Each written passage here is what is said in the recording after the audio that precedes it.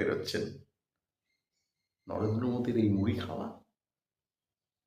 নরেন্দ্র মোদী মুড়ি খেতে নেমেছেন, দোকানদার জিজ্ঞাসা করছে আপনি পেঁয়াজ লঙ্কা খান? নরেন্দ্র মোদী উত্তর দিচ্ছেন সব খাই মাথা ছাড়া, মাথা খাই না। তাহলে আপনি ভাবুন, ভাবতে হবে যে এই সংলাপ বলার জন্যই কি, বাঙালির মনে এটা প্রতিষ্ঠা করার জন্যই কি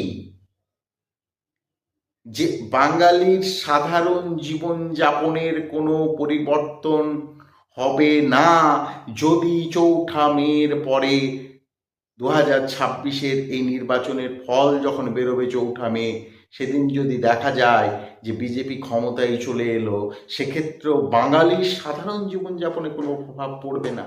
এই বার্তাটাই কি নরেন্দ্র মোদী দিতে চাইলেন? সে কারণেই কি তিনি সর্বসম্মুখে এই যে আমিষ নিরামিষের দ্বন্দ্ব, এই যে মাছ খাওয়া না খাওয়ার দ্বন্দ্ব, সেই জায়গায় দাঁড়িয়ে পেঁয়াজ লঙ্কা দিয়ে মুড়ি মাখা খেয়ে তিনি বাঙালিকে এই বার্তাই দিতে চাইলেন? এটা ভাবার বিষয়, এবং সে কারণেই এইগুলো ভাবনার মধ্যে মানুষের আসছে, আমরা দেখতে পাবো।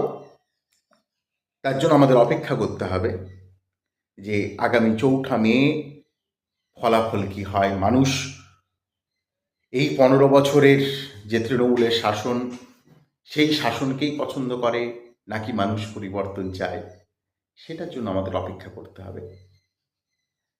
এবং আমরা চাইব প্রত্যেকটি মানুষের কাছে, প্রত্যেকটি শুভবুদ্ধি সম্পন্ন মানুষের আবেদন এটাই হওয়া দরকার,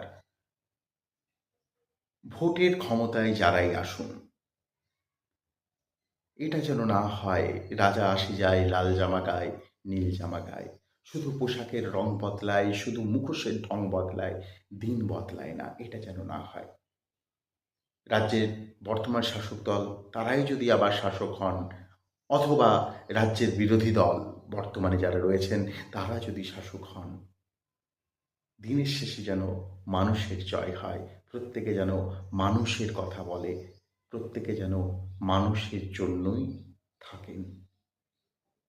এই ভারতবর্ষের শুধু পশ্চিমবাংলার বিধানসভা নয়, ভারতবর্ষের লোকসভা, প্রতিটি সরকার যেন মানুষের সরকার হিসেবেই আমরা তাদের চিহ্নিত করতে পারি। সকলে ভালো থাকুন, আবারও দেখা হবে। বৈঠক বিয়ন্ড প্রদ্যোৎ আপনাকে ভাবতে বাধ্য করবে, শুধুমাত্র বৈঠক নয়, এই বৈঠক আপনাকে ভাবাবে।